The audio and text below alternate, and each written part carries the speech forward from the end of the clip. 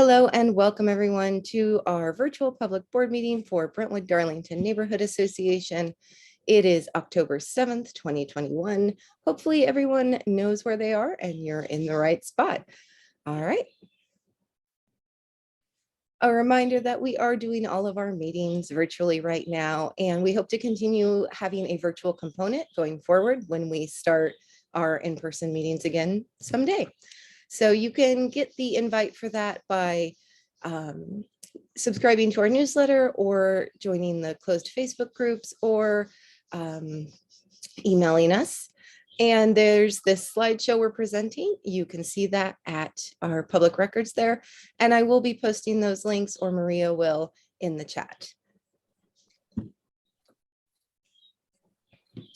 Tonight we have an interesting schedule, and I know recent news has made it even more different.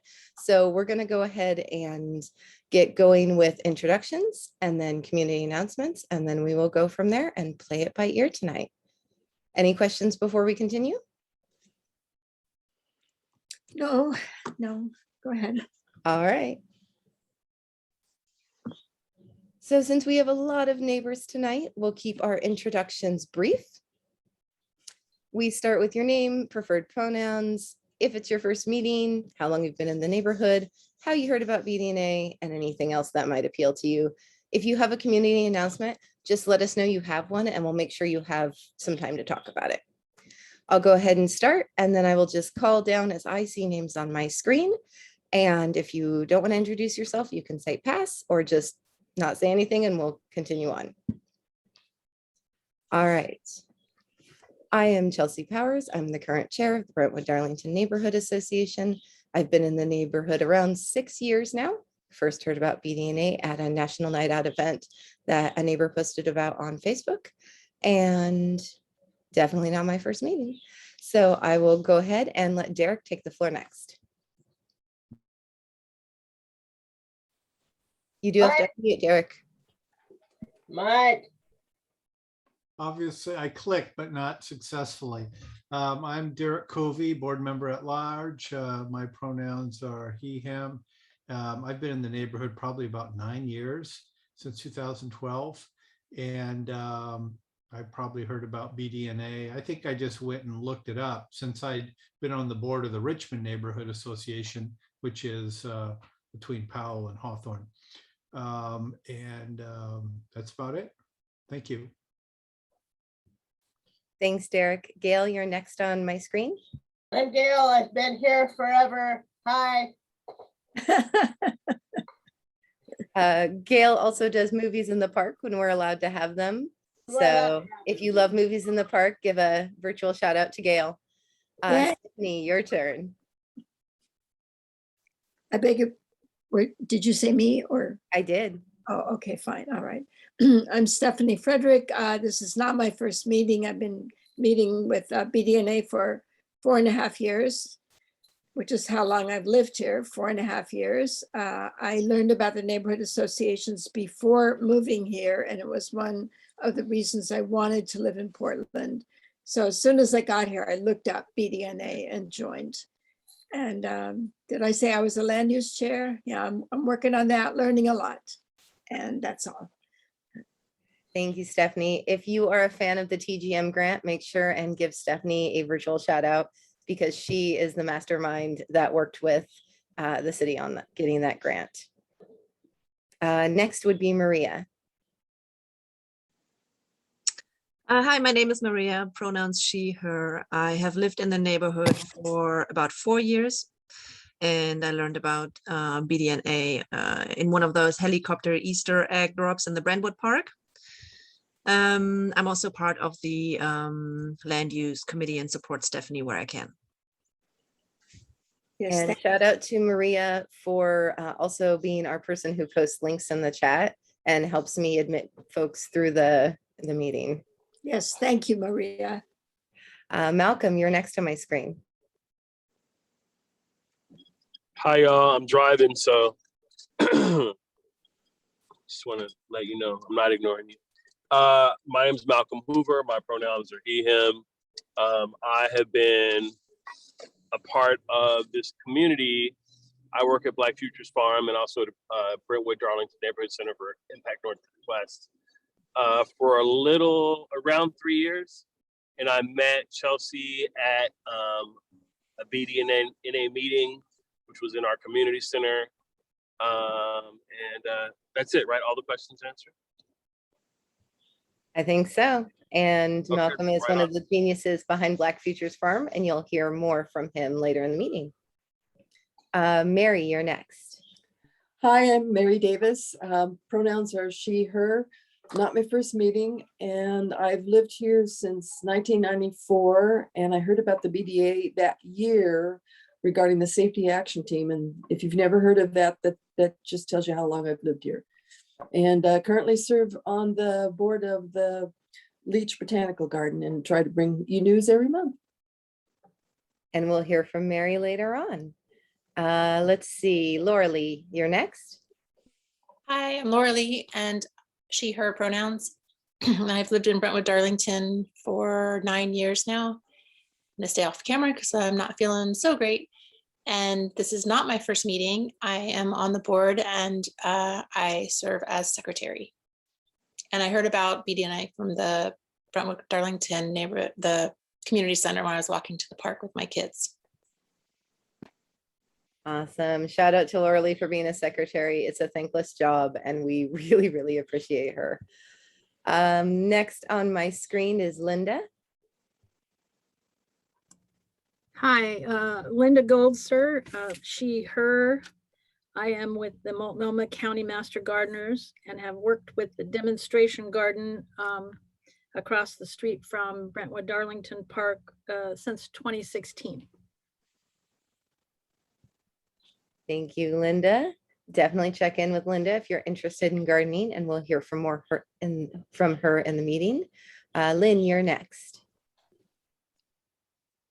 Okay. Oops, there we go. Hi, everybody. I'm Lynn.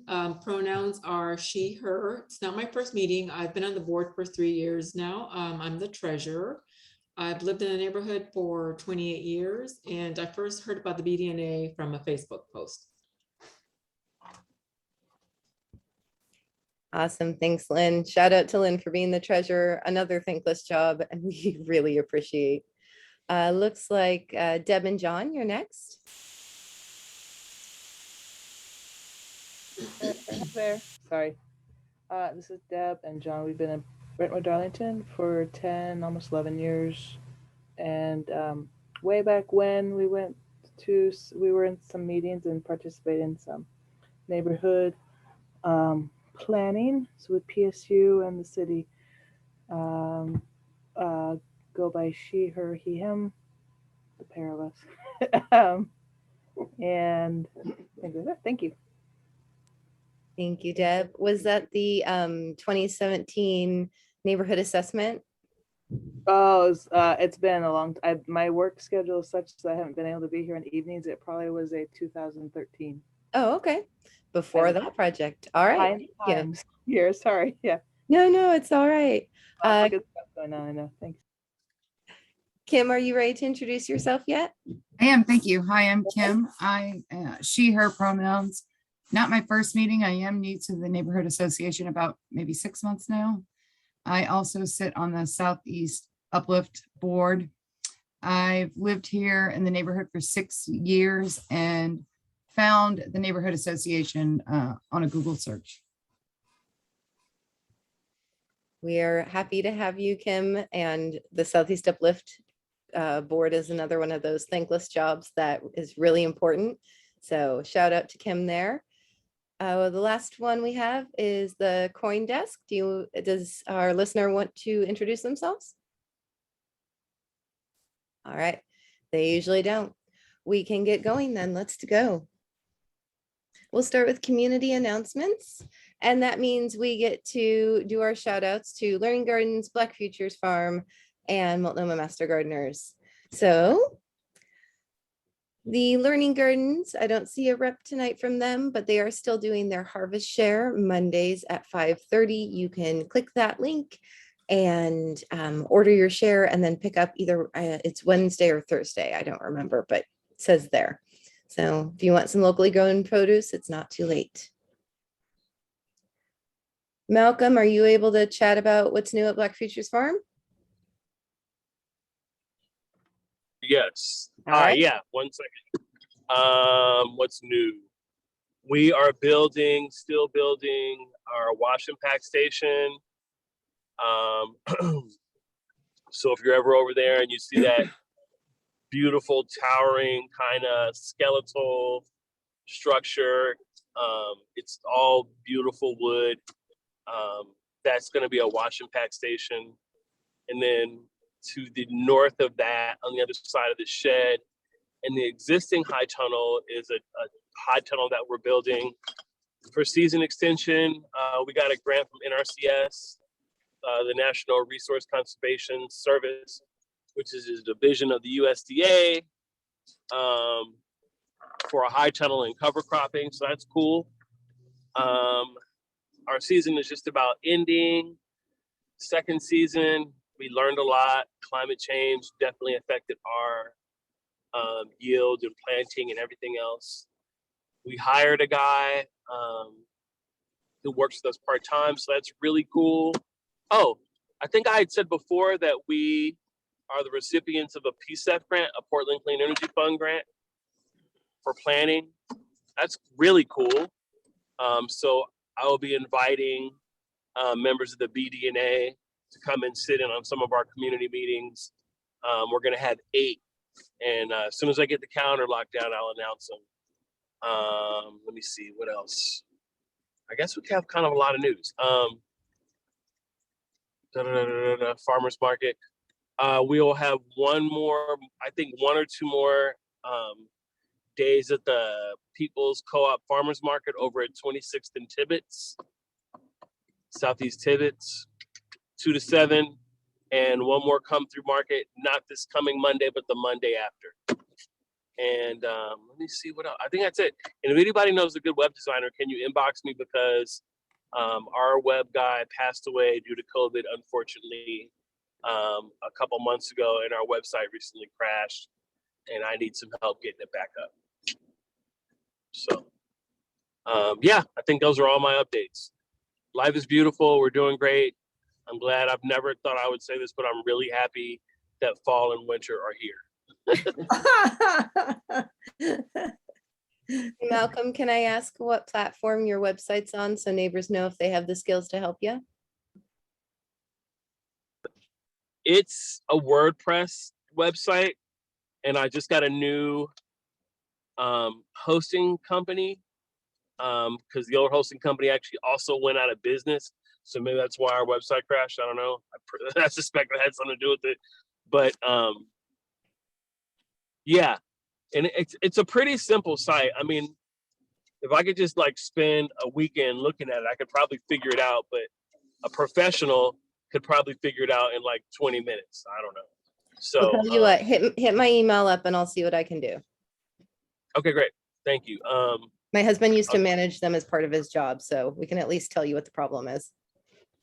Okay, cool. Thanks. Awesome. If you want to know more about Black Futures Farm, how to volunteer, where to get their awesome produce, hit up the website in the comments or send Malcolm a message here. Well, don't hit up the website yet. But Instagram, which is at Black Futures Farm, is fine. Or you can email me. On Facebook, correct? Also on Facebook, or you can email me blackfuturesfarm@gmail.com. So you'll be able to hit up the website in the future. But until then, find him on social media or by email. Or you can just go by the garden and shout over the fence like I do. That works too. All right. Any questions for Malcolm before we move on? All right. Linda, you're up next. All right. Am I on? Can you hear me? Your voice is on, but not your camera. Right. I do apologize for not having the camera on, but mine has gone bonkers this week and I need to get it fixed. So anyway, the demonstration garden just off 57th. Our edible crop season is just winding down. And however, this time of the year, we spend many, many hours on maintenance projects and our native perennial bed cleanup. And let me see, since June, we've added 30 new gardeners to our volunteer staff. All come to us with fresh new ideas to add to our garden. And one thing that we're quite proud of is that 7 of those new volunteers are community members, most who live within walking distance to the garden. As of the end of September, we've donated close to 2,500 pounds of fresh produce to local food banks. And that's for the year. And we're proud to be able to help supply fresh food to those in need. And we're also very optimistic looking into 2022, and we're hoping to partner with Brentwood-Darlington on some events. So come visit us. If you haven't been out to the garden this year, we welcome you to stop by for a visit. We're open Monday through Thursday from 9 to noon through November. And if you'd like to come work with us, we'd love to have you come play in the dirt with us. So come on down. We love to meet new friends. And for information on visiting or working with us, contact me. I'll put the email address in the chat. And then we also have a Facebook page for daily gardening information and articles. This is our Multnomah County chapter Facebook page, not the Demo Garden Facebook page. And we also have just started a YouTube channel for gardening videos. And we're just beginning, and I think we've got about 4 videos up, and we'll be adding new videos all the time. So visit both sites often. And then links for both of those will be put in the chat. And that's all I have today. That's great, Linda. You only need to put the link for the video in the chat. Everything else should be in there. So just your YouTube. Everything, Okay, the links on the screen are already in the chat for you. Okay, I'm going to put a new email address in there. It's similar, but it's just Demo Garden @. So I'll put that in there. Excellent. We'll update for that for the next slide. Okay. All right. Thank you. All right. Any questions for Linda before we move on? All righty. Definitely go see them. And the Demo Garden is closest to the 57th side of the garden. So if you want to shout at them, you go to that side. All right, Mary, you're up with what's new at Leech. Great, thanks. I wanted to report that the Crossing Paths concert that was held September 26th, it's the first time we've partnered with these folks, was a success. We had over 170 people that showed up with their folding chairs and their picnic baskets. And we hope to do it again because it was really a lovely arrangement, the way they organized the areas for the different kinds of concert music. And it allowed people to see what you can do in that kind of a garden space. So we're pretty excited about that. I wanted to let you know that there's a mushroom identification class coming up in November. It's the day after Halloween, Monday. There'll be 2 sessions, one from 10 to 12, and the second one is from 1 to 3. The cost is $35 for general, and if you're a member of the Leech Garden Friends, it's $25. And do dress for drippy fall weather. And just a reminder that winter hours have started, and the days of the week that the garden is open is Wednesday through Sunday, 10 to 4. We still have the member only times, Wednesday and Saturday mornings from 9 to 10 a.m. Oh, and the big news, Chelsea, is that we were given a challenge grant of $50,000 and we matched it. Wow, great. It's huge for us. And what is the grant for?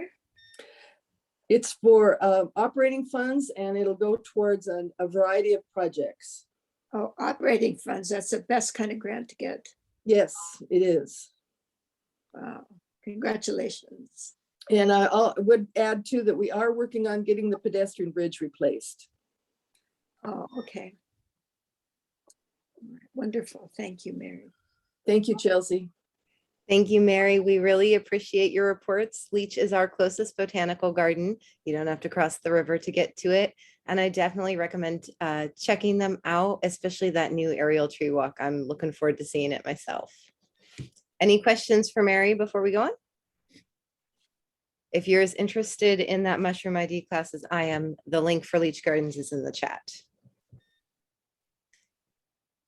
No one here from schools except me. So just a reminder that tomorrow is a state in-service day and there is no school. So be aware that there will be extra kids in the neighborhood during times you might not expect.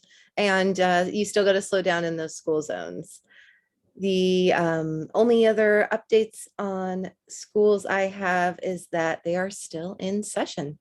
So we're doing all right.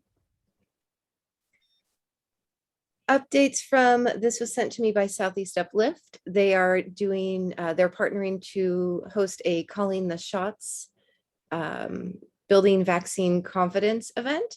So if you are interested in that event, the RSVP link is in the chat there. It is Wednesday, October 13th from 6 to 8 and features the panelists listed there.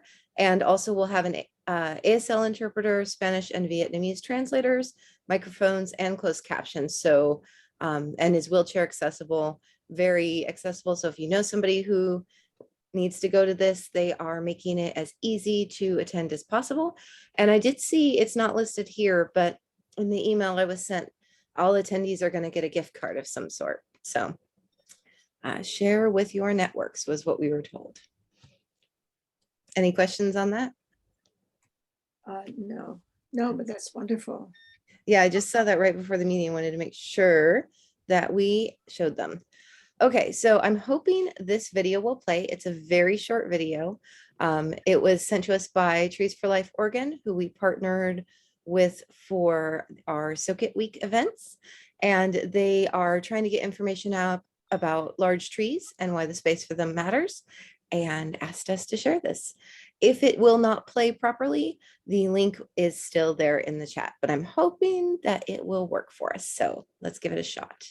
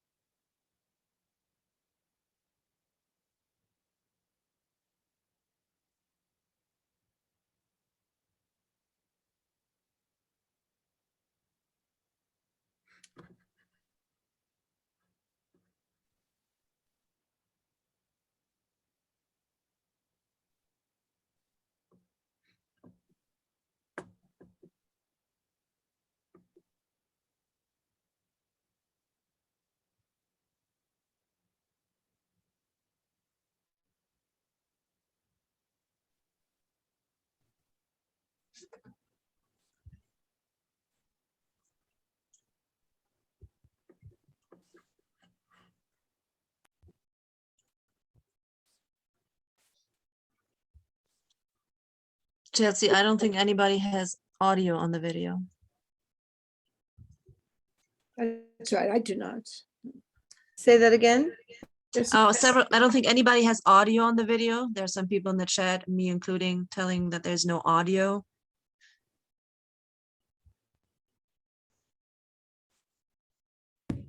I'm not sure how to fix that because I have the audio turned up everywhere. I'm going to go ahead and then let folks watch this on their own.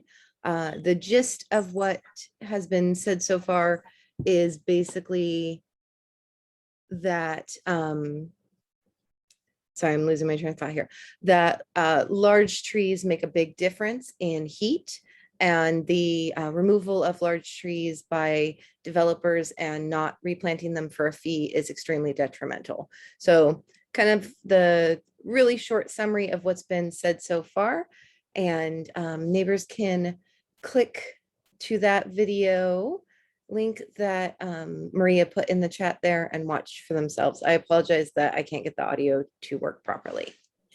So on mine, it says all the audio is working. This is Kim, and I would agree with that. I think that was recently brought to the forefront with the heat wave. So thanks for sharing that link.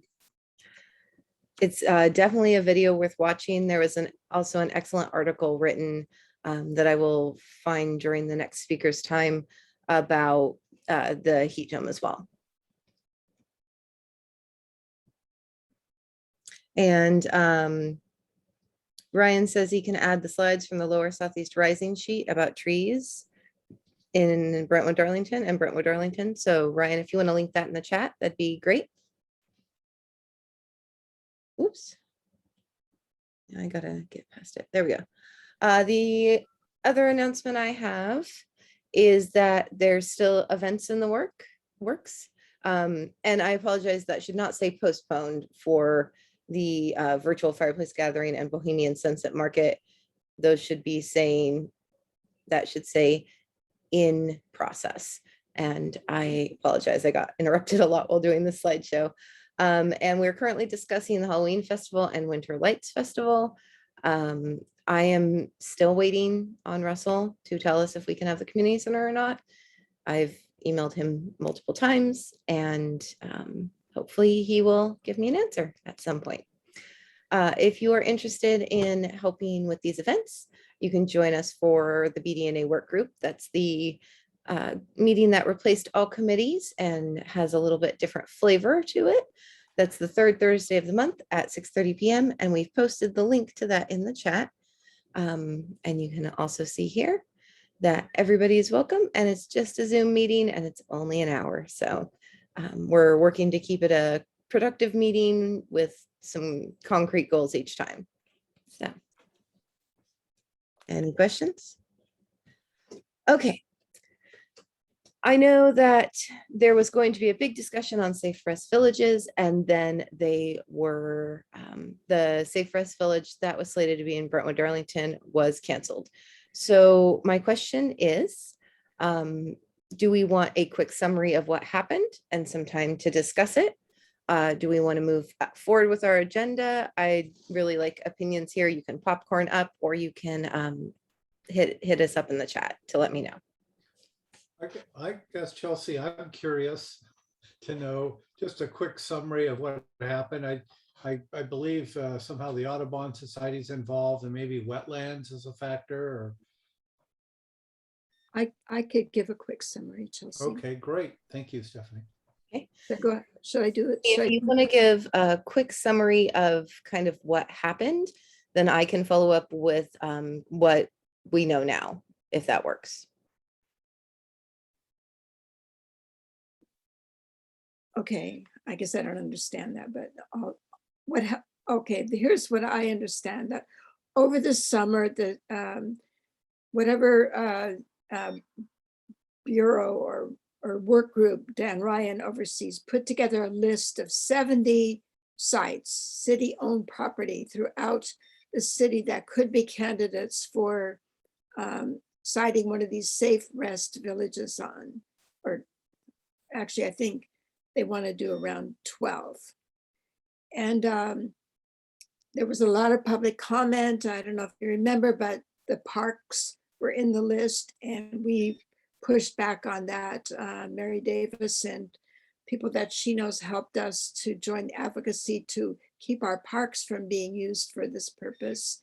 And this was very successful, so parks were taken off the list, but there were still other sites throughout the city that were going to be considered.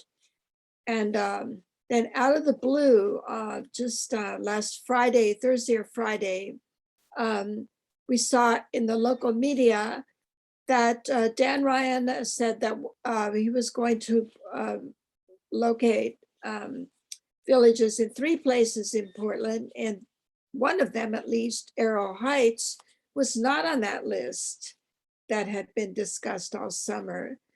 And what his office was proposing is that the area right next to Fran's Bakery, right next to the beaver pond, beaver wetlands, should be converted to one of these safe rest villages.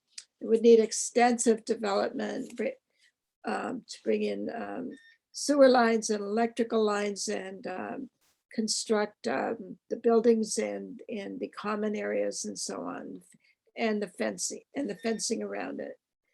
And this announcement came only through the local newspapers. Ryan did not reach out to residents in any way. He didn't contact the neighborhood associations. He didn't post anything on the local social media. It just came down as a done deal edict that was in a manner that was not well received by anyone on the receiving end, which was the residents of Woodstock and Brentwood-Darlington. So we don't know why his office behaved in that way, because the city is actually pretty good at figuring out how to communicate with the residents. And he didn't seem to know that knowledge and expertise was quite available to his office. Anyway, the news was shocking to everyone who received it at our end. I attended a meeting of residents on, I think it was Monday night, but it might have been Sunday night. These were people who lived mostly on the west side of 45th Avenue, but right there, very close to the park. And they were upset beyond words. And part of the problem was the shock of learning about this edict through the local media, but also they have been contending with encampments that feature I guess you would say, the worst of the homeless population with, and I heard some awfully lurid stories about the camps in the bushes there in the wooded area just to the west of 45th Avenue, across from the lower part of Arrow Heights Park, that the shouting, the fighting, the screaming of women, and then there was lots of vandalism in the neighborhood. And one woman had planted a garden that was specifically for the campers there, and some contingent of them came up and just ripped the garden to pieces, even before there was anything to harvest. And the families were finding not only garbage, but all the usual, feces and syringes and other drug paraphernalia, and that had been reporting this to the city and trying to get help, but that hadn't been available.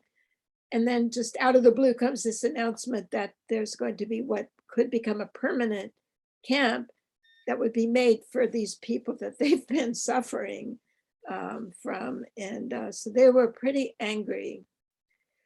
And I don't blame them because of the way this all came down. But one thing that I just want to bring up really quick before Chelsea takes up the subject, the residents were they didn't know how to pull themselves together to push back to the city. And so I'm wondering if we couldn't prepare some kind of a simple guide that we can give to groups of residents when there's a problem, just laying out some basic things that they could do. And for example, no one wanted to be the leader of this group, but you have to have somebody who's the point of contact. It's very basic. You have to have someone around which the whole thing revolves and who can schedule meetings and keep lists of who all's involved in that sort of thing. But we can maybe for a work group, we could talk about that concept. But I felt that these residents were going around and around in circles, telling stories, suggesting one thing, then the next, then another, and not really getting anywhere in the course of this this meeting. And anyway, so I think we could help them. Maybe I'll stop there, Chelsea, if you want to talk about what happened next. And before I do that, it looks like Gail has her hand up. Go ahead. Super quick. Was that something our good neighbor, bad neighbor brochure might help with? Everyone to contact? Oh, I see. we're talking about the nuisance property. Would Code that have any 16. overlapping benefits? It probably doesn't, which when I thought about it made me feel pretty bad because our document applies to basically houses that are on residential streets, and there really isn't much about encampments buried in the woods. There's no illegal parking, there are no stolen cars, there are no stolen bicycles, it's just not the same sort of thing. And so, yes, I think maybe we need something for encampments, but that is actually might be better to just have like an advocacy guide, because it could very well apply to issues issues taking place. That's right. Like how to organize and advocate for or against an issue at the city. Here's your basic thing. You start with the commissioner's office, and here's a list of all the commissioners, and then here's your other things you can do, and here's the relevant bureaus to a lot of these different issues, because the city is so convoluted in how they're organized that even figuring out the right person to contact is difficult, and it changes, from year to year who those individual people might be. Yeah. No, we could do that, but also offer advice on how to organize themselves within a little group, because I could see that wasn't happening. And community organizing. Yeah. And So- so several parts to the guide, but that would be great. Before we get too far down that rabbit hole, because I love a good guide, I want to address some questions in the chat. Ryan says that he's curious about the process and when did public involvement become post-decision making only? Commissioner Ryan seems to think it's post only. And to that, I do not have an answer. I do know that the city is supposed to follow a certain level of standards with public outreach and involvement. But on this one, I don't know. So let's see. Gail says that she thinks it's a great idea, just not on protected wetlands. And that seemed to be a theme I heard from a lot of neighbors, is that the villages are a great idea, but that's not a great spot in our neighborhood to put it for a variety of reasons, and that other spots in the neighborhood would be better than there. So now that it's no longer going in there, we don't really have to address it. But I do want to let neighbors know that we did contact Commissioner Ryan's office as soon as we saw the news articles, and just yesterday got an answer back after they had announced that it was already pulled as a site. So we reached out. We did not have info ahead of time. From what I understand, the only people who got notice ahead of time were the Audubon Society and a couple city bureaus, and that was by about 20 minutes. Laura, you have a question or a comment? I do. I feel a little bit behind on the safe to rest villages as far as the entire concept of them. Is there some place that I can go to read up on it? Once the villages are put in, are there going to be people, is it up to the neighborhoods to keep an eye on them? Or are they going to be monitored? Or it just seems like a lot of people living in one spot without anybody overseeing it. But like I said, I haven't read up on it. So I was just wondering if there was some resource that I can turn to learn about them. Yep, on your screen is the website and it's there in the chat. That's the official Portland Safe Rest Villages site. And they do say that they will have access to hygiene services, case management and behavioral health services. These villages will be managed by a contracted social service provider selected by the Joint Office of Homeless Services. And as Ryan commented in the chat, usually TPI transition projects or a similar entity runs shelters or villages like this. So they would be staffed to a point, but we did the to what point and how they would be run is not really spelled out like in detail, but they kind of give an overview on that site. I would definitely like to read up on it, mostly because with that, I think they said it's going to house 60 residents there. And even an apartment building has some sort of manager to help when things go wrong. I just want to make sure that the people who live in the safe to rest villages have somebody they can call or turn to for if anything needs repair or anything goes wrong. But like I said, I'll read up on it. I'm sorry, I'm kind of behind on the whole concept of it. It's all right. I think we all got a crash course in it when the news broke and my email exploded. It's going to be a mess. So do you want to elaborate, Malcolm? That's what I think so too.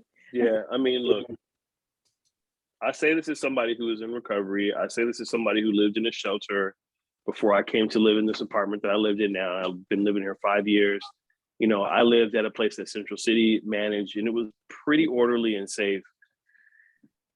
But I also popped around having to get services for a little bit at a couple of the TPI facilities. And those are people who are not in any kind of sober process. They're just there and off the street, and it is hell. And that was inside. So I cannot possibly imagine if there's people who are still living outside and it's managed and they're still in their addiction, which 99% of the people who are living in tents are in deep addiction and psychosis, that it's going to be anything but madness and hell. And my wife and I talk about this all the time. If you're not actively addressing your psychosis or your illness or your addiction, then there's no effing way that you're going to live a stable and safe life. It just doesn't. There's reasons why we walk down the sidewalk and there's people, you know, passed out in tents with piles of shit in the middle of the street. Like, those people aren't okay. And putting them in one place is not going to make it better.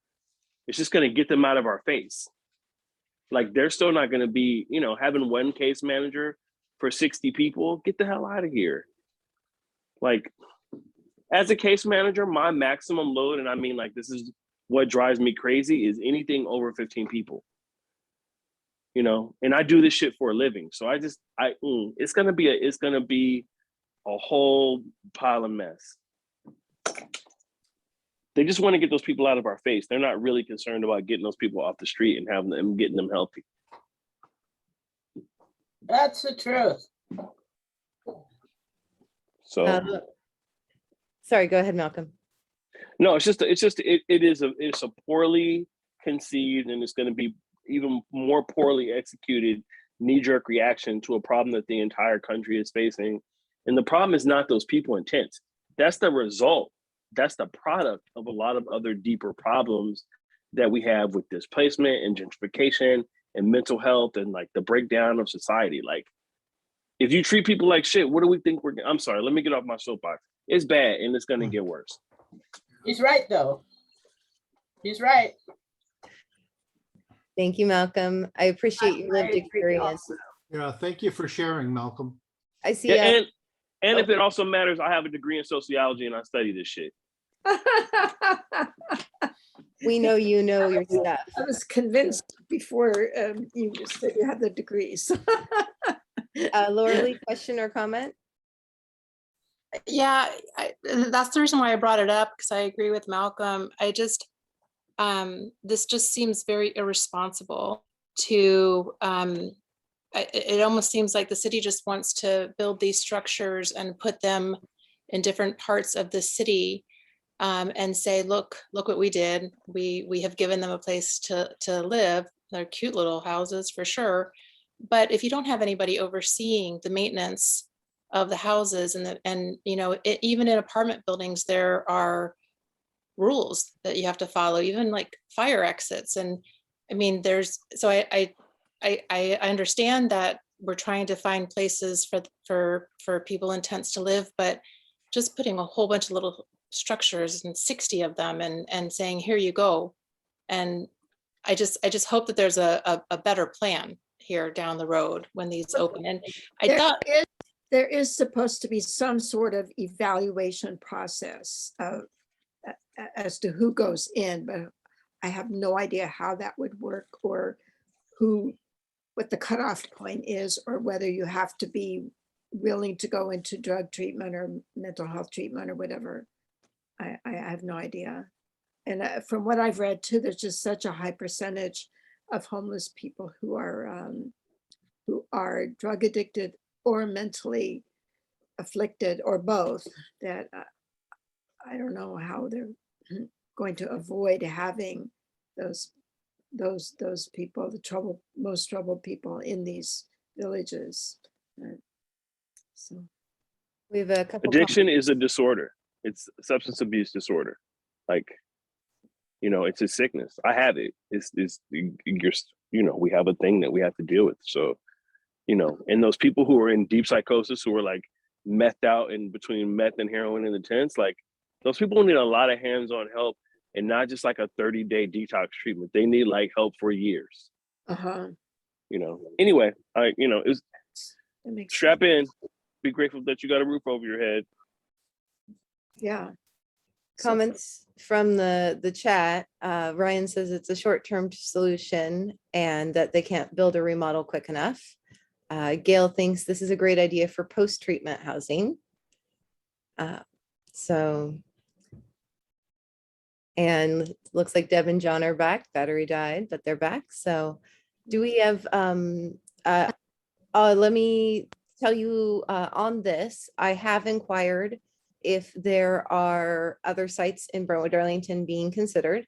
And I've also suggested that Commissioner Rand's office reach out to Multnomah County Commissioner Jessica Vega Peterson, who ran the coalition for the Laurelwood shelter on Southeast Foster and did a great job of working with the community and different entities there. So hopefully they will learn from this misstep and communicate better with the neighborhoods they're working in. Do we have any final comments on this topic? Well, I just wanted to say, Chelsea, Malcolm had mentioned what Audubon Society's role was. And actually what was fairly minor. Audubon Society just objected on the grounds that this little area next to Fran's Bakery had been purchased by the city. It's still just a block of asphalt and concrete, as far as I can tell. But the Bureau of Environmental Services is the one that purchased it on behalf of the city and intended to turn it eventually into a natural area so that it will be like an extension of the lower part of the park, the natural area. And that means, Stephanie, does that mean removing the park, the asphalt, right? I mean, that's the plan, isn't it? I would assume. And so Yeah, removing the parking lot, yeah. Audubon was saying, well, it's not a natural area yet, but that is the intention, and city code does not allow construction in natural areas. But it's kind of a gray area because the parking lot is still there, right? Was it being used as a park and ride for the city? I thought I read something there. No, Gail? That's the Menlo Park one on Southeast 122nd. So that's just misinformation. It was never a park and ride parking lot. No. Not the Okay. one in our neighborhood. Gail, did you have Okay. a question or comment on that? There's Plan A and Plan B. Plan A is they're gonna rip all the asphalt up and put a retaining wall in. Plan B is there's going to be a small viewing area of the wetlands. Oh, how nice. I didn't know Okay. that. I'm not sure which one ever got approved. Thank you, Gail. Yeah, maybe no decision has been made yet. Oh, thank you. Well, you know what killed it was that the site is in a floodplain, and all of the residents knew that, and that was one of the things that came up at the meeting I attended. I reached out to Johnson Creek Watershed, but I got no response. But I found some city code that applied specifically to the watershed area, saying that no above ground structures can be built in a flood zone. And that turned out to be the single thing that killed Ryan's plan. The It's flood. like if they had talked to the neighbors before they chose their site, Yeah. they could have avoided the whole thing. That's right. They could have been Or consulted their own bureaus. yeah, they didn't consult the other bureaus. Yeah. That just continues the pattern we saw with the Errol Heights Park, the community garden and road issue that we got yanked back and forth between Parks and Peabot repeatedly. It's the same thing over and over. They don't talk to each other. A comment from Ryan in the chat that the concrete there has some toxic residue, as it was a car wash years ago. So part of that site was the Purdy car wash, if I remember correctly. And then the slab of asphalt that some folks refer to as the basketball court, it's actually a foundation from a house that was demolished. So any final comments on this? PGE substation at one time, that fenced in concrete area. Mm-hmm. I believe it was a PGE substation at one time. I don't think it was ever a house. Neighbors seem to think it used to be a house that was demolished. Maybe it was a building that represented a house. But I'm pretty sure it was a substation. Well, whatever it is, it's gone now. Yeah. And the safest village cannot be placed in that space.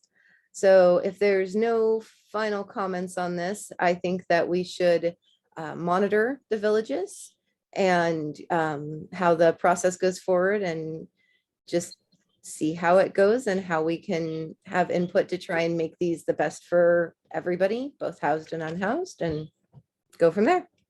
Great. Sounds like a great idea, Chelsea. All right. Thank you, everyone. Who's ready for a 5-minute break? I am. Wow. How about we call it a 3-minute break, and we'll be back at 8 o'clock. Does that work for everyone?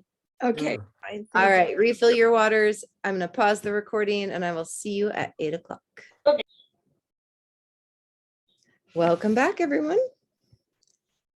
Now we're at the point of the meeting where I want to check in with all the board members and see where you are at in life and how we're feeling about fall and winter and meetings in those months.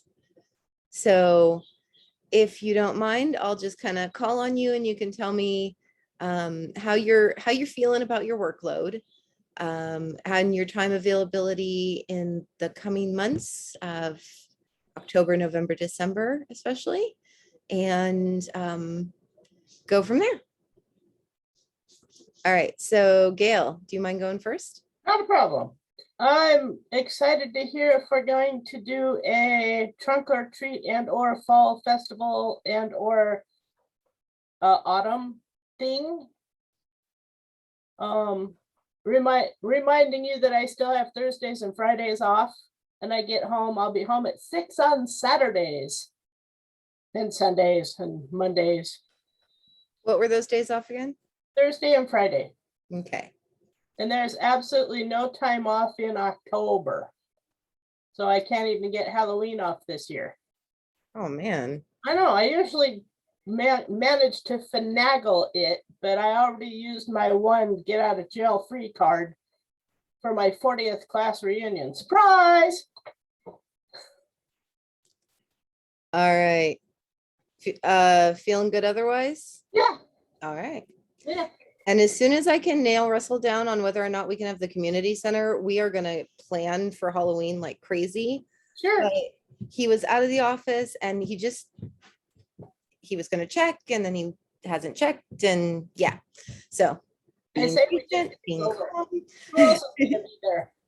So, if we end up not being able to do something ourselves, we can support the Moose Lodges event and the COVID safe trick-or-treating map that the neighborhood Facebook group does. Right.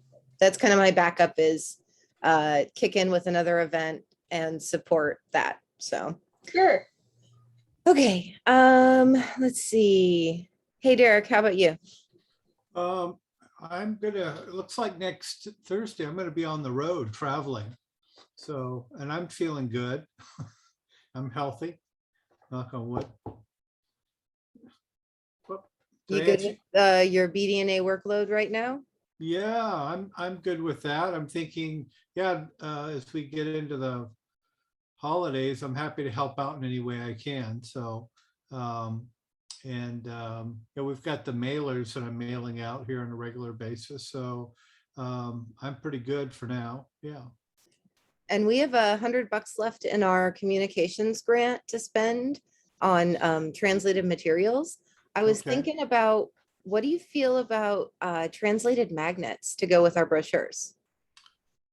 Possibly. I wish wish we had some feedback. It's like, yeah, like what would be, I don't know. I'm just thinking, yeah, what would be the best way to distribute those, or which language, right? I don't know. Well, we did $100. brochures in Spanish and Vietnamese, so we could mimic those in the magnets.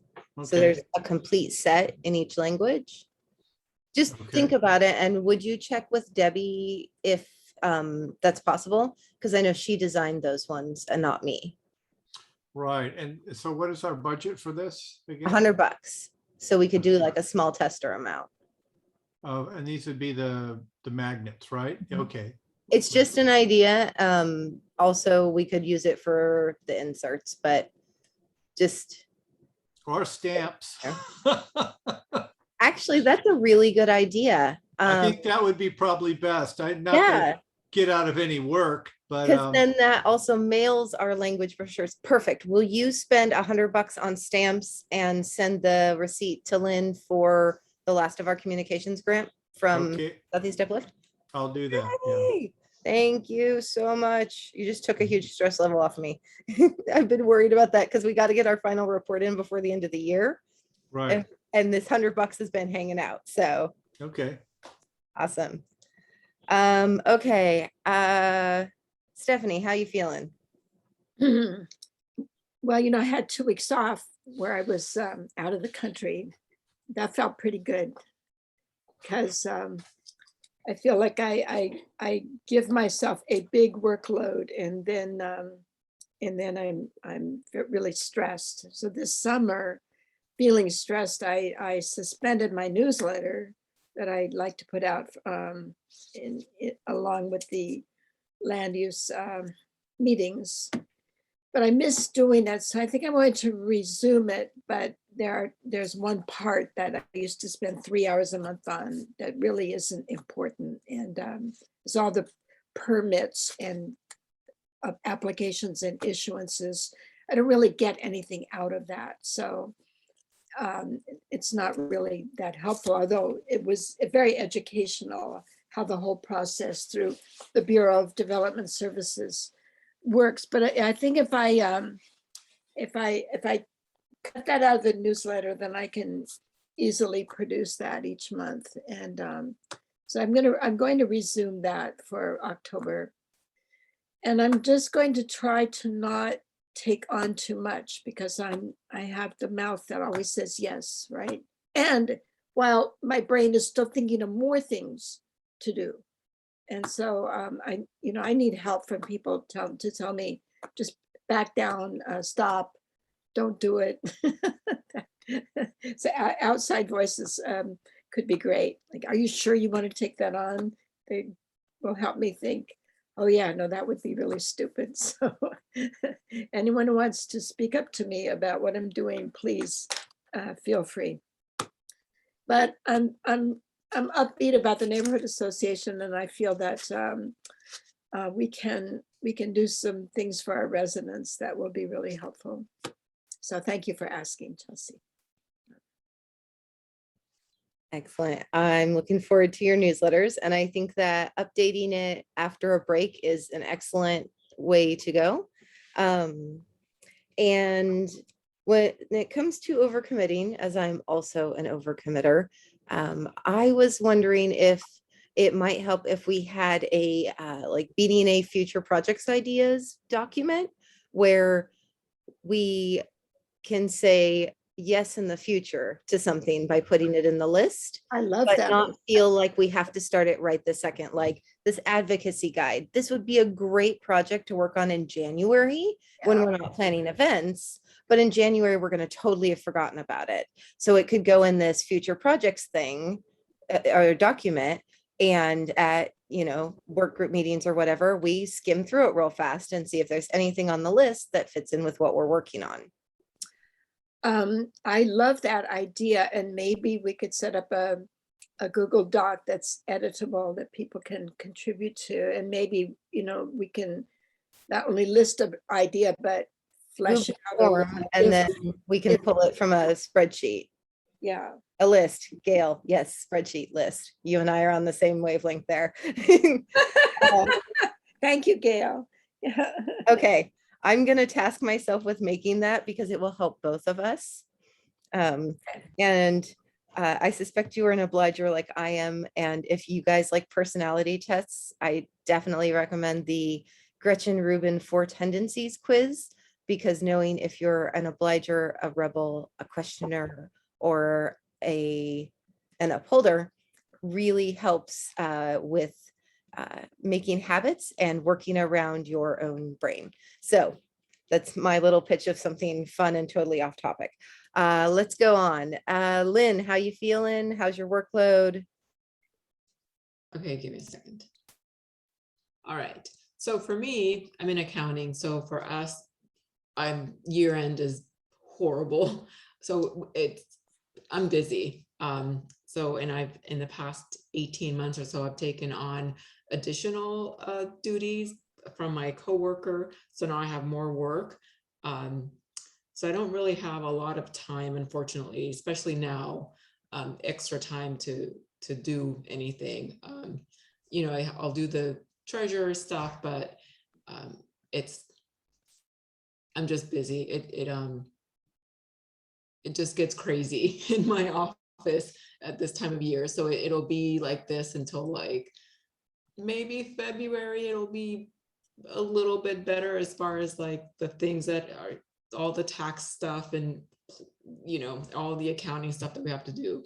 So that's kind of where I'm at. Don't have a lot of spare time, unfortunately. So what you are doing is plenty right now. Is it too much right now? It's one of those things that the BDNA stuff I do on my time off. So if I'm working, like I work and maybe I'm working extra hours, and then like on my time off, I do BDNA stuff, and it could get, like I'd like to have a better balance of my own time, like for my own mental health, rather than like, okay, now it's my day or two off and like, now I have to update this, or like I have there's a Department of Justice report that I have to do, that I have to pull. Like we have to report all the donations we've received, which aren't a lot, but I have to go dig through the past year of donations to see what we've received, and then I have to send that report in. So, it's just something that has to be done.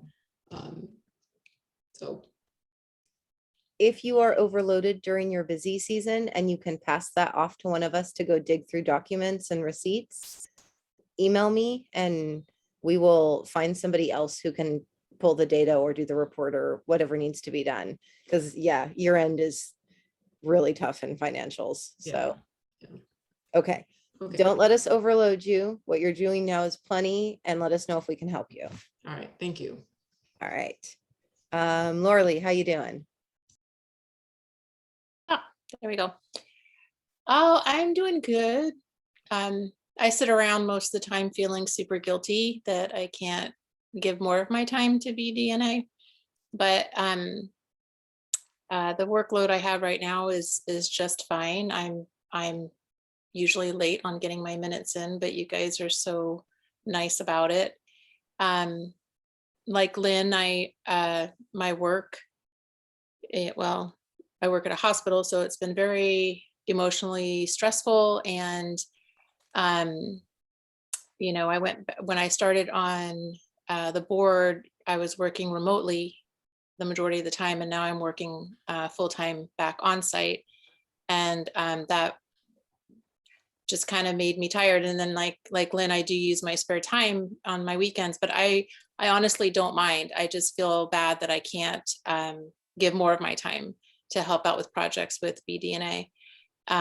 I will be starting a new position soon, so the next couple of months might be a little bit much for me, but not what I'm doing now I just might not be able to take on anything new for a couple of months. But then again, who knows? Because my new position might be awesome and super easy, and then I'm going to be so energized and I'll have a whole bunch of time. But for what I have now, I don't feel overworked. I'm fine, as long as you guys are fine with me. We're fine with you. Thank you, Laura Lee, for doing the minutes. What you are doing is plenty. And I would like to propose maybe having a quarterly minute review, because it actually is much easier for me to read a few months of minutes at a time and send you all the corrections.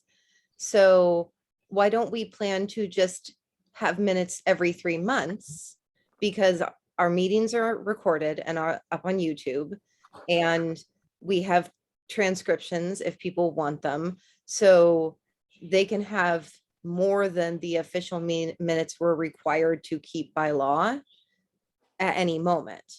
I think that's great. And then that'll relieve the guilt for me not giving them to you guys every month. I'm about on the quarterly mark right now anyway, so I'll just keep doing what I'm doing. And if quarterly becomes too much, every 6 months is fine. We just have to make sure that we have them every year so that they're there when they do our records review, to make sure that we're following the rules. Yeah, and one more thing I wanted to mention is I know that I'm so tired during the week, but when the weekend comes around, I would like to give more of my time. So when these events start happening, maybe for Halloween and stuff, I actually have time on the weekends, but during the week is where it's a little difficult for the meetings and things. But I definitely want to help out more, and I'll keep you up to date on my schedule on when I can do that. Excellent.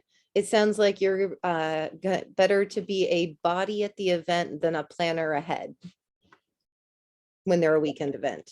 I think that would be great. Okay, fantastic. And yeah, so just your preference on minutes, quarterly or biannual. We just have to make sure we do them they have to be done by the end of the year, but not sure if that's the regular year or the fiscal year though. So yeah, it's 2021. We have recorded Zoom meetings. Minutes are an antiquated thing at this point. Like, you know what I mean? So, all right, excellent. Who's next on my list? Kim, you're up. So sounds like I'm about in the same boat as everyone else, just busy with work. I'm fine with my commitments. Southeast Uplift, meeting once a month. I don't like that it's on a Monday, but I power through it. I feel like that's the worst possible day. But yeah, I think I'm fine, and I can probably volunteer more time on the weekend as well. The weekdays are busy with work, but if in a pinch, I could certainly, make something happen. And I wish I was going out of the country like Stephanie, because I could use a vacation also. Yeah, I highly recommend it. Getting away is great. We were going to try to plan something, and then the Delta variant, became a thing. Oh, no, I know. I Yeah. wasn't sure till I got on the plane whether I was going to be able to go. Mhm. But anyway. I know, like most of us, we're all probably really ready for this to be over. Yeah, and it could have been. Yep. Which is a very angering point. All right, before we go down that very winding rabbit hole, I'm and- sorry. Nope, no, I'm just stopping us all right now. I want to make sure, did everyone get a check-in? Okay. Quick check-in for my time. Okay. I am also back to work, so I sympathize, Laura, with being back on site, and very, very tired at the end of the days as well. So my availability is to answer emails and messages is really spotty during the week, especially because I don't actually have access except for my short lunch break. Otherwise, I am chasing kindergartners and trying to keep their masks on. So if you need me immediately, reach me by text is the fastest. And I'm trying to keep these events and planning in motion, but I'm going to need more help if we're going to do some of these. So hopefully we can recruit community members. I know many were interested, and but I'm also stretched pretty thin here time-wise and not able to take on any more commitments. And so I'd like to give us all a gift. Last year, oh, go ahead, Stephanie, before I forget, I want everybody to know that Chelsea submitted a grant proposal to Metro for the Bohemian Sunset Market that we're planning for this spring. And so there was a lot of work, and it was not something she was planning on doing, but I had to leave and she took it on, and we may get a lot of money from this. We think we have a fabulous proposal because it involves opening up the community center and creating an annual artisans and artists fair at which local people can sell their wares. And it's like the perfect community event. And we meet all the criteria. We check every box for this Metro grant. So Chelsea, thank you 1,000 times for getting that grant in. I'm so grateful to you. Well, it wouldn't have gone in if you hadn't written it to begin with and coaxed us all through it. So the only reason I get those kudos is because you went on vacation. That was extremely due. You needed that so bad. So that, just for the quick summary on that, that's an $18,000 grant for that event. And we'd be partnering with Impact Northwest. And we submitted it with, I believe, 7 or 8 letters of support. Oh, wow. That's various fabulous. entities and folks in the community. So shout out to Delilah at Impact Northwest, who's the invisible brain who's not on BDNA that you don't get to hang out with, and she is amazing. So she's the third in the trio here on this grant effort. Okay. So what's the gift that you're going to give us? Last year we took December off. Oh, yes. And that was Would we like to do that again? Yes. I'm Sure. raising Yes. both hands. But- All right. Community members, you can jump in if you want to know. I know this is kind of a boring moment here, but experience has taught me to check in October, or we're really sad in December. So, okay. So, soft announcement now, larger announcement coming later. We will not be meeting in December. That is all meetings. I'll post that across the board as we get closer. And we can all give ourselves a little break, because if we don't, we will burn out and then it will not be fun for anyone. Okay. Thank you everyone for participating in that. I know that sometimes it's hard to share where you're at. So really, really appreciate that. And we are gonna keep going now. Lynn, you want to tell us about your beautiful report here? Yes. Oops. Hang on a second. Okay. All right. So not a lot of activity this past month. We started off with a total of $6,754. That's including what we have in savings. We had $280 of expenses. We have 880 forecast expenses. And so we will end up with about $5,597 after those are paid out. So any Okay, questions? no, Stephanie, was your hand up from before? yes. Okay. So, and I know somewhere in that small text, I'm slated to get more of the street signs that we voted on last month. I just haven't made it down to pick them up with my new schedule. So Okay. if a board member wanted to go pick them up for me, especially one who likes to drive around and look at things, Derek. Okay, sure. No, I'm not voluntolding you, but if you would be interested, or someone else would be I interested. can do that. Where's the signs? Where They're being- down in Milwaukee at the Made in Milwaukee store. I will send you the particulars along with the little email you show the guy at the counter, and what you need to pick up. And it's real easy. You just go in and say, hey, I'm here to pick up signs. Here's the email saying I have permission to buy them at this price. And you pick out Gotcha. the signs from what's available and pay money. So if you want to get the card from Lynn beforehand, Actually, if you could pick them up and I can just reimburse you by PayPal, that would be helpful. Okay, about what's the expense, do you think, Chelsea? It's 180. Okay, 180, okay. Yep. And Derek, if you can't do that, I will front it and do that and deal with that. So we'll figure that out. All right. Okay, I think I can do that. So, and then leave the signs in your carport, or? Yeah. Well, I'll send you instructions in the email if that works for you. Gotcha. Yeah, that's Excellent. best. That way everybody doesn't have to listen to us hash the details. Awesome. Thank you, Lynn, so much for doing that. We will endeavor to make your treasurer job as easy as possible while you're in your busy season. Holler if you Thank need you. us to like drop coffee off at your doorway. All right. I'm sure everybody's sick of listening to me at this point, so I'm going to turn it over to Stephanie. Go ahead.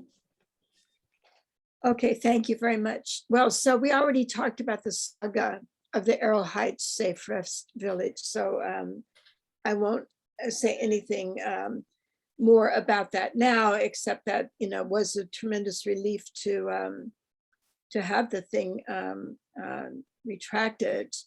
I did try calling the Office of Community and Civic Life to ask whether there are any city legal services available to neighborhood associations, but I never got a call back from them.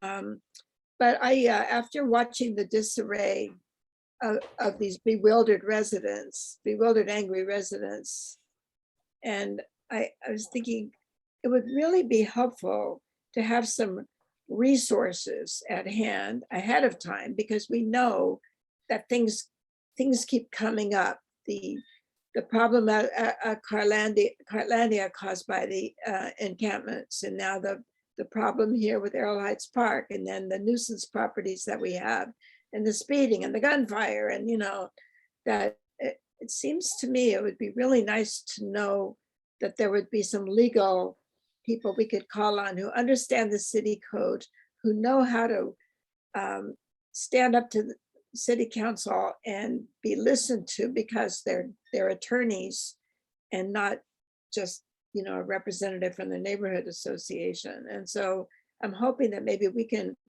work on figuring out some resources so we can add that to the future planning.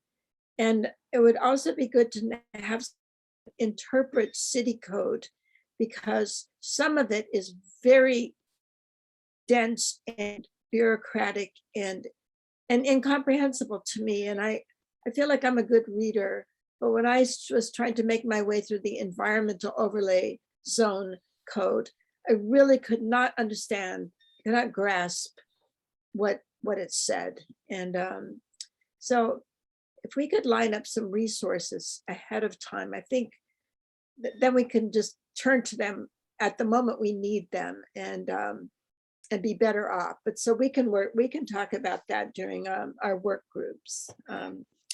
So so I will drop the Safe Rest Village topic for the moment and go on to Eagle Trailer. If you'll recall, Eagle Trailer is the manufacturing company that is on Luther Road out in the southwest corner of our neighborhood. And it's the one with the paint booth where it sprays coatings and paint onto the trailers that it manufactures. It's been operating since the early 1900s. The overlay zones came in later. I can't remember when, but maybe 2000, 2003, something like that. And so Eagle Trailers operation was grandfathered in. Everything it does, from the storage of its hazardous waste to the hazardous materials to the use of them is prohibited under the environmental overlay zone. But since Eagle got grandfathered in, that it's just been working, carrying on its business as usual. It, however, never applied for an air quality permit from the state.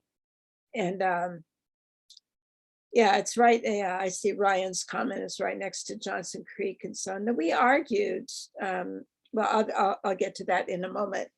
It's been operating illegally without an air quality permit, but the city's codes don't really address that. It's just a state issue. And when I talked to a specialist at the Department of Environmental Quality, he told me that Eagle Trailer came to their attention 2 years ago. So somebody must have turned them in. Some wonderful resident contacted DEQ and said, well, it's a state issue though. This is the state. I see Gail's comment.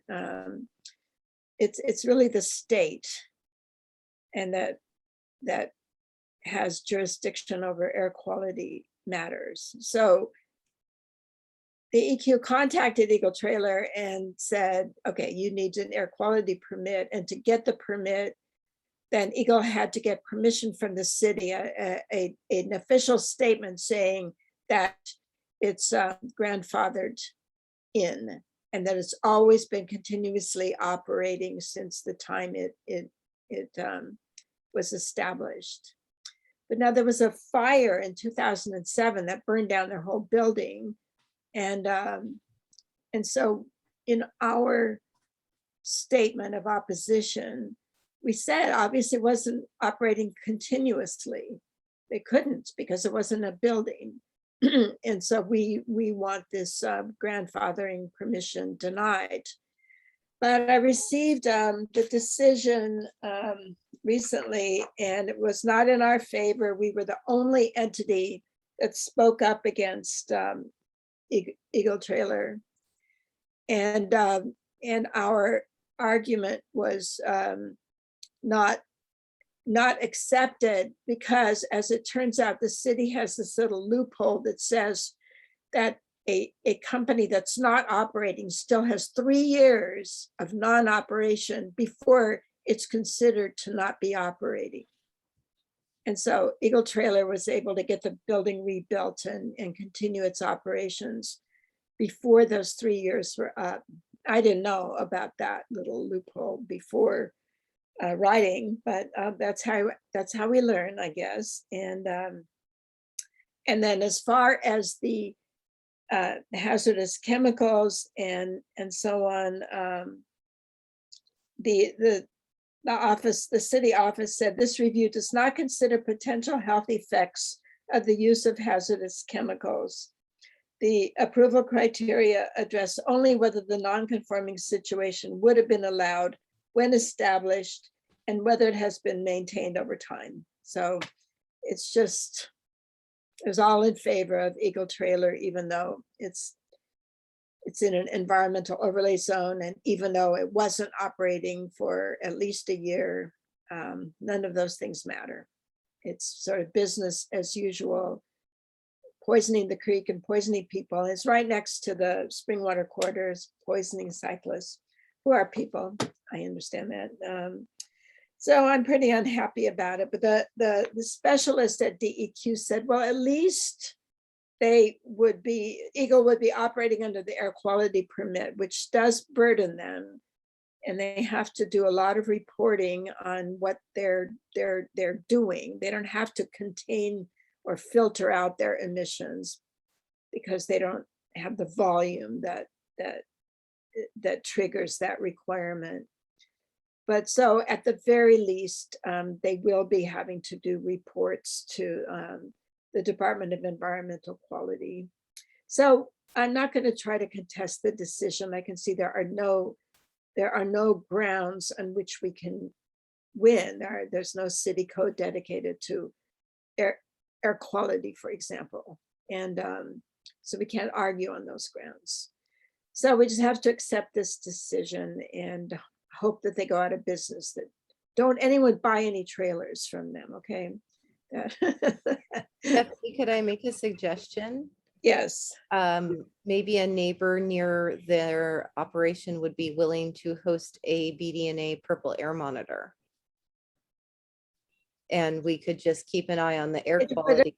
It wouldn't monitor the purple air monitors only monitor particulate matter. And so what they're emitting are called volatile organic chemicals, and they're very fine molecules. VOCs, okay. Gases. And so unfortunately, purple air doesn't capture that, just captures tiny bits of, smoke ash and I don't know, anything that can be considered a particulate, but not a gas. Well, maybe we could find some sort. Oh, Kim, go ahead. I was going to say, maybe the Coin News Desk can do a story on it for us. There you Draw go. some attention to it. There you go. Yeah, maybe there's some sort of air quality monitor or VOC detector that we could put nearby to just keep an eye on it and see if it actually is a bigger problem. Something that's not a bad idea at all. And I was just reading an article about how companies in the United States control their emissions only when they're being watched by the regulatory authorities, which is not all the time. And so I will try to see if we can get a monitor for the VOCs. Gail, you have a comment or question? Especially now that they have a couple hundred new neighbors across the street. Well, we argued that, yeah, I mean, they said, our letters stated, amongst other things, that nearby residential areas are densifying. And so there's an increased risk of harm to nearby residents now from the use of hazardous substances, but it's too bad. So what? Okay. I like the idea of KOIN, which I never heard of until recently. And I love the idea of getting, of tracking down a monitor that can measure VOCs. I don't know if there is one, but maybe so. Let me see what Ryan is saying. He wants to know if the new apartments are in Clackamas County. I believe that they are. They're on Luther Road, so that's anybody's guess. They're on the south side of Luther Road, so I believe Happy Valley, Clackamas County.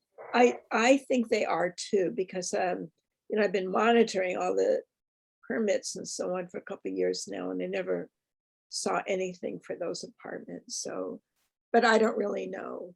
They're huge. Do we have friends in Clackamas County? I have no idea. But anyway. Okay, well, I'm going to pursue the KOIN and the AQ monitor, VOC monitor, and see what we can turn up, because it doesn't hurt to publicize this stuff. We just can't keep going on with business as usual, and if things have to stop sometime. So to go on to another subject, which is nuisance properties. We recently put together a guide to help people who are struggling with nuisance properties, and a contributor to the guide is a resident who lives near 57th and Knapp, and they've got a really bad situation to deal with there at the corner of 57th and Knapp. It's just as bad as it can be. And for 2 years, this woman has been doing everything right and collecting all the information and reaching out to East Precinct, but never getting a response. Reaching out to the city, getting no help from anyone ever. And she is exhausted, and she is just letting us know that she's getting nowhere. And so I was wondering, and I'd be willing to do this, but I just want to know what the board thinks. I think that on behalf of the residents who are suffering from these nuisance properties, we should maybe address city council directly and say, we've done, our residents have done all of these various actions. We have prepared a guide. Nobody's getting any response. We're getting no support, no help, whatever from the city. And we need attention. But what do you think about that? Board members, you want to popcorn up? I have a question, Stephanie. Hopefully this isn't a rabbit run. I just did Google Earth with 57th and Knapp. Is it that blue house with the plywood over that small house on the corner? Yeah, it's on this southeast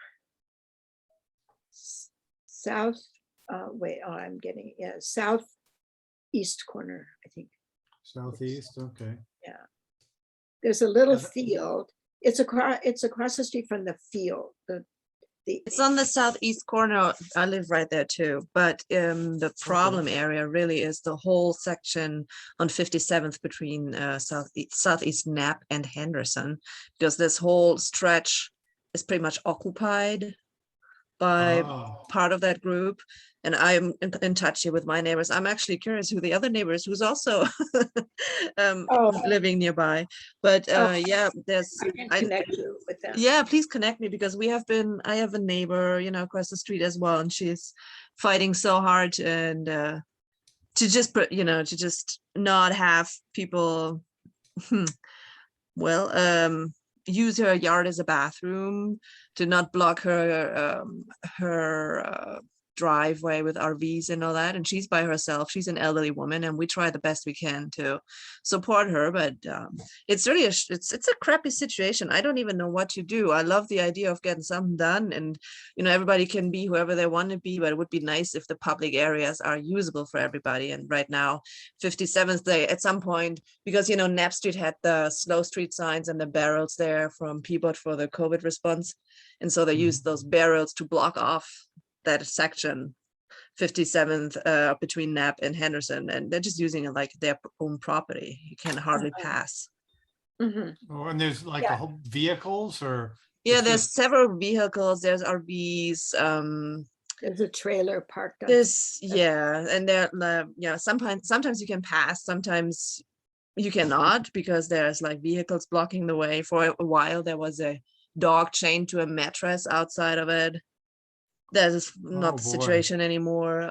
There's kids somehow in that group as well. It's all around. It's a bad deal. There's a lot of speeding happening associated to it, where people how do you call that when they spin their tires around the corners when they speed off or to that property, and they use Yeah. Henderson and Knapp for that. They're burning. It's really bad. Some, really bad. was it some kind of show? What is that expression? I don't know. I don't know. Clown show? I'm sorry. I'm gonna pause this. Laura Lee has a question or comment. You're talking about in Oakland, they call it the sideshow. Oh, sideshow. That's right. What do you Yeah. call it? Sideshow? Is that okay? Listen, it's not a sideshow in Portland. It's not. Okay. It's just people. It's just people burning out. The sideshow is a whole other thing. It's like It it's must like be a saying lot of two fun kids running coming. down the street or Yeah. is a track meet. It's not the same thing. All right. Well, apparently there's a lot of fun to do it from the gravel road on 57th into Henderson. I don't know. Must be like a special good feeling about doing that because people do it a lot. Oh, you get to throw the gravel, right? Yeah, Okay. yeah, I It's guess. because we don't have any snow. We can't do donuts in the snow. Mm. Well, so what do you think about, since we have people who have been struggling for months, we have had one resident at least sell his house and move. You helped him, Derek. Okay. That was Sean Funk, right? Right. Actually, I don't believe I And helped he's him, not- but He's yeah. not the only neighbor who's Yeah. moved because of nuisance houses that are years long problems. I know of at least 2 or 3 other neighbors who have moved because of the inability to get a nuisance house dealt with. In one case, the neighbor was being threatened and harassed constantly with really terrible language. So, Yeah. okay, so here's where we're at. We have a lot of neighbors who are experiencing chronic nuisance house problems. We've provided all the resources we can. And at this point, we need to make this issue more visible by taking it to city council. Do I have the gist of that correct? Well, I'm suggesting that, but maybe we should try the media instead, but maybe we should give city council a chance first. And That was say- actually my question when I had my hand raised. Oh, go ahead, Laura Lee. Yeah, I was wondering, Stephanie, which avenue do you think would be most effective? And I feel like the media would be more effective than city council, or maybe both, but you're more the expert on that. I have a question. We talked about the vehicles in RV. Are these vehicles that are licensed? Hold currently? on, Do they Derek, have- hold on, hold on. Okay. Let's let them Laura are- Lee's Okay. question be answered first, and then Okay. Lynn, and then you. So Okay. Stephanie, do you want to answer Laura Lee? Well, maybe we should model how to communicate properly for Mr. Ryan by going to the city council and addressing them, but in our address, say that we have plans to reach out to the local media if we're not able to get assistance from the city. Mhm. So we could, but we'd have to work out the details of that, like give them a deadline or, by tomorrow at noon or whatever. So I haven't finessed this at all. I just feel that we need to do something highly visible for our residents. We did the guide and that's great, but I think we need to go a step further. So maybe to city council saying we're at our wit's end. We can't get any relief here. We need your help. If we can't get that, then we're going to reach out to the local media. And we can also, appeal to people for Portland. This is this group that is really sticking knives into the ribs of the city council right now. I don't know if you want to go with them or not, but they seem to be pretty effective. There's some back and forth on that group. So I want to let Lynn ask her question or make a comment. Yeah, I just wanted to add, if we're going to address like the nuisance homes or the nuisance houses, can we also do something or bring attention to the issues of the RVs around Brentwood Park? both on 62nd and 60th. Right now, there's on 60th, a few vehicles. There's one vehicle that has been broken down for months that I've been reporting. And there's been, just like with the people at Arrow Heights experiencing the fights and the needles and the, you know, all the stuff that comes from that, it's like on 60th. And I've actually talked to the school, the Community Transitions Project, and they've had to go on lockdown a couple of times when there's people out there fighting and yelling at each other. And I've reached out to Portland Public Schools. I've reached out to, I've done the reporting, I've called, and like, there's just nothing happens. You kind of get the same, well, we have no resources, or, you know, like we have 2 inspectors in the city, or like 2 teams of 3 inspectors for vehicles. It's been kind of frustrating. So it is, that is Yeah. frustrating. And then see, that leads us into the homeless situation then too. I mean, Chelsea got an email from a desperate person whom she invited to speak in November, who lives next to the encampments up by Cartlandia, which of course has been suffering for 5 years from vandalism and theft and other problems caused by the homeless situation up there. So I don't know whether I'll have to think about it, and we can talk about it at the work group. yeah, there just seems to be no action from the city, like just nothing, you know. Yeah, but, no, but they that's, want you to report and report and report, but just nothing happens. that's what the people, the residents down across the street from Arrow Heights, whose meeting I attended, that's what they said too. Yeah. We've been reporting and reporting, and the city asked us to report, Right. and we never get a response, and we never get help. And so I don't know, what it might be better this time around, but I don't know yet. We'll have to think about it. Okay. Focus on actual nuisance properties. And sometimes I think that sometimes the RVs can be tied to the nuisance properties. That seems to be. Yeah, on no, that's true. 62nd. Yeah. Well, and it probably wouldn't hurt to include those vehicles on 60th. And 62nd too. and take up the homeless issue separately. I would love to see something done for Cartlandia. This is terrible what's going on there. And maybe that's something we can, let's strategize at the work group about how to help the nuisance property people. And we can include the RVs, and then separately, how can we help Cartlandia? And Before we go too much further, Derek had a question, comment, and then Kim, and then Malcolm. Okay, sorry. Yeah, go ahead. Sure. Am I next? Yes. You're next, Derek. Okay. Yeah, I put up something there in the chat box about Brentwood-Darlington Community Watch. Are they active, or they can be an advocate or a source of help? I haven't seen a lot of activity from them. Okay. So, Yeah. I'm seeing head shaking from Gail. I don't think they're currently active. right. Okay. So Kim, you're next. My turn. I apologize. I Yes, think yes. that there's a public forum when the commissioners meet where they hear from the public. I think we should maybe go there in person and communicate these issues and include everything that's going on in the neighborhood, you know, because there's lots of issues that are being ignored. I feel like, you know, everything that's reported is just ignored, including the traffic problems. By and large, they have been with the speeding, you know. We're on Duke. We frequently hear the gunshots from the Mount Scott area. Yeah. God. And even, you know, ones that aren't right there in that area. But when you're talking about the public forum and the commissioners, are you talking about the county? Yes. Okay.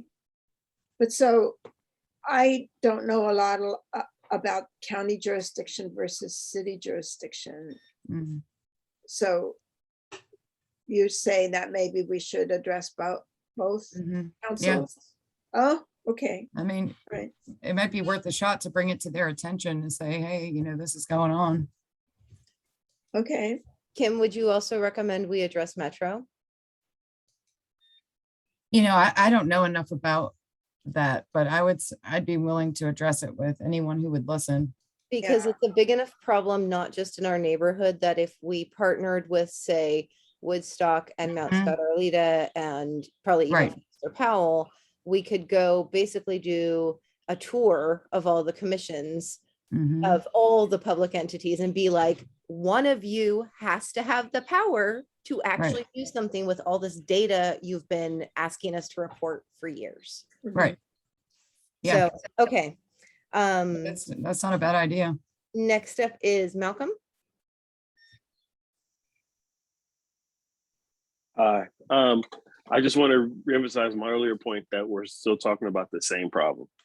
Like, the problem is these people who have addiction and mental health issues. And I just came back here from Oakland. I was down there visiting some family, and they have the same problem, like the exact same problems, different city council structure, and they don't have any answers to it. Like, so I'm all for it, and I would like to be helpful, but I think that the city council doesn't have any answers, like we don't have any answers. And that's probably why nobody's heard anything, is because nobody knows the hell to do. And whatever solution this is going to take a more fundamental, like from the ground up. Those people in those offices don't know what the hell to do. They don't know. And it's going to take a much bigger strategy that's going to be multi-years and probably generational before any of us see any kind of like serious change.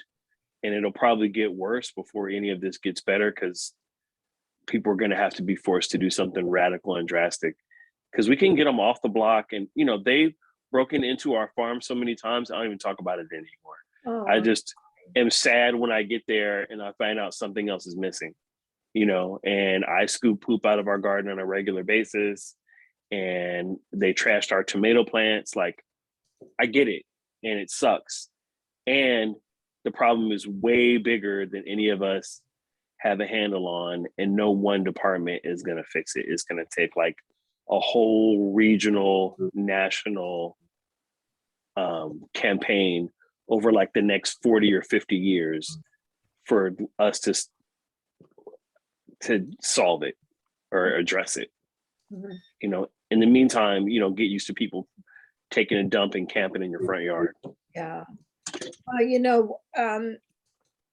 What you're saying makes a lot of sense. I do still want to address the city council, inept as it is at this time. And we should. I'm not saying don't. Oh, okay. I'm not saying don't. No, in no way. And am I trying to say discourage us addressing the problem? I am saying that what would be helpful is if we, and I'm sorry I didn't say this, if we also have some ideas and strategies that are more than just, can we get them the hell out of our front yard?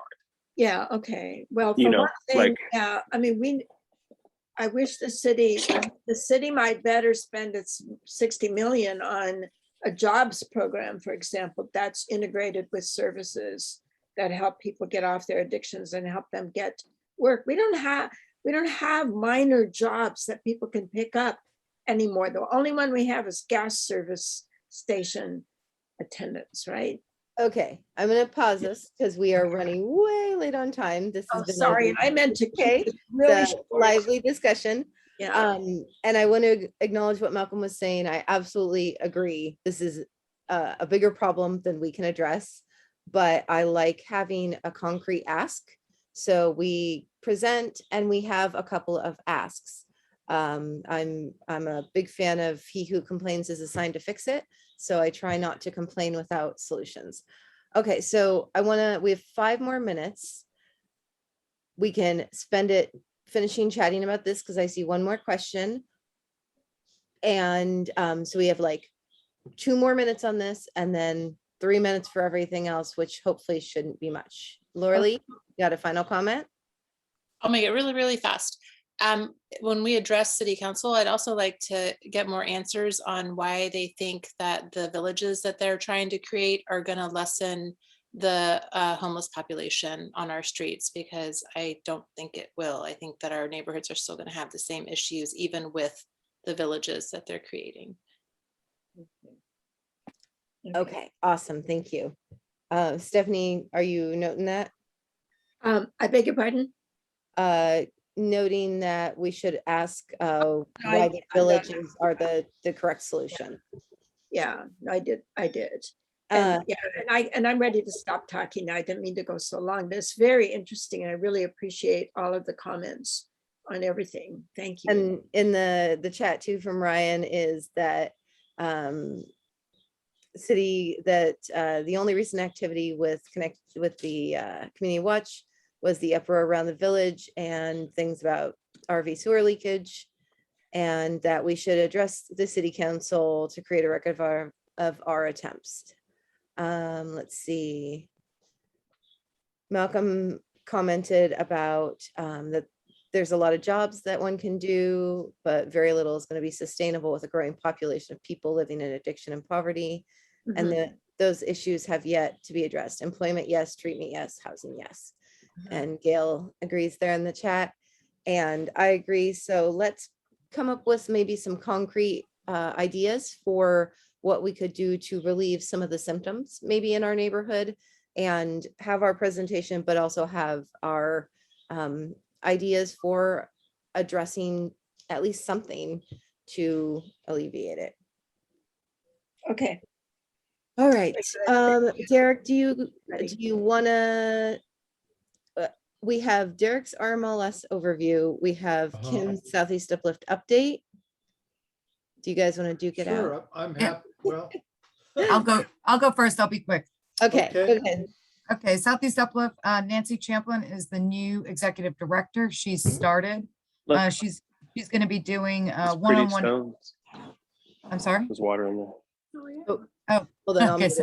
Oh, that's good. She's going to start doing one-on-one meetings with board members, kind of a get to know you. Mine is Sunday. They did give BDNA kudos for their fiscal sponsorship. They did talk about general liability insurance. We are covered. If you're hosting on a city-owned property, you will need to have a certificate on hand. And it takes Southeast Uplift 1 to 2 weeks to generate those certificates for you. So just know that if you need a, insurance certificate for an event, to give them a couple of weeks heads up. Does it have to be a unique one each time? It sounded like it, but she said they had some on hand. All right. And Maybe maybe get for- clarification on that. Okay, I'll When ask. you talk to Nancy, Yes. please ask when she will have insurance available for us for childcare in-person meetings when we're able to hold them again. Okay, perfect. Thank you. You're Anything welcome. else with And Southeast tell her that that Southeast Uplift's insurance company every July sends a form, an insurance form to PBOT that covers us if we're Okay, doing stuff in the street. okay, They probably didn't know that. okay. I'm taking notes. Okay. All right, awesome. Excellent. All right, Derek, give us a 1-minute summary. okay, I'll jump in there. We've got that slide. Yeah, this is actually, I thought I'd try something a little different and just look at new construction that's going on in the neighborhood. When you look at this map, for example, the green bar, and of course I've got these in the other 2 PDFs where I've actually listed the properties and their prices and days on the market and so on in active, sold, and pending. But the green here are the active listings, yellow is sale pending, and the black are solds that you see here on this map. And they're all new construction. The one I'm going to be previewing, this on the top right, there's some, it's a condo building, brand new. It's right there on Duke. And I'm trying to think of the cross street. It's somewhere, I don't know, 74th, 75th. I thought it looked like 72nd. Yeah, 72nd. Well, it's not right. That's where the No, but market is, it's like right? just a little bit down from it. Yeah, 70th, you're right. Yeah, like 73rd or 4th or something. 70th. 70th. Oh, 70th. that's right. You're going close in. You're going in like 70th. But I'm going to be previewing one of those. And I sent an email out earlier to all board members. So you actually have the actual PDFs. And if you don't, feel free to contact me and I'm happy to share it. But I'm just And kind they're of, linked in the chat in that folder there. oh, great. Okay, good deal. But you'll see, and then also I did something like a buyer's tour sheet in case someone wanted to walk around and look at it. But I'm curious, of course, what I need to do is I'm talking with sellers and potentially if you have a small house on a big lot, this is something like the property on 70th and Duke. Somebody now with our zoning, that's like I think zoned R2.5, you can do something with more density and it going as of August 1st, they've changed the zoning, you can now build more density, right? And you can go to Portland Development Services website for more details on that. But that's what I'm kind of looking and seeing what projects are being built. And then also seeing if I can match it up with some of my buyers. But also looking at, what kind of work builders are doing. But that's kind of what I'm doing tomorrow is previewing these properties. And it's kind of nice to see people, they're building nice properties here. So I don't know, I take that as a good thing. So. All right. Hey, you only took 3 minutes. Great job, Derek. Hey. If you're interested in this awesome, interesting RMLS stuff, you can message Derek and he will happily chat with you. The folders there have the PDFs he was going to present tonight. And Ryan commented that we're getting close to Brentwood-Darlington's first $1 million listing, which I believe we talked about a couple months ago. Yeah. Remember, you can access this slideshow at the link in the chat and all the links are there like you see it. Thanks everyone for staying with us through this kind of odd board meeting where we had lots of long discussions of board member check-ins and things like that, but I really appreciate it. And thanks neighbors who stayed through to the end. Any final thoughts before we all get to go enjoy our Friday Eve the rest of the time? No, but thanks everybody for all your comments and observations, really helpful and interesting. Thank you. As Thank you. my final reminder that we meet every first Thursday of the month, except for December this year. And you can also see us the second Thursday of the month at 7 p.m. for land use, the third Thursday of the month at 6:30 p.m. for work group. And you can reach any of us at brentwood.darlington@gmail.com. Have a great night, everyone. Thanks for being here. Great.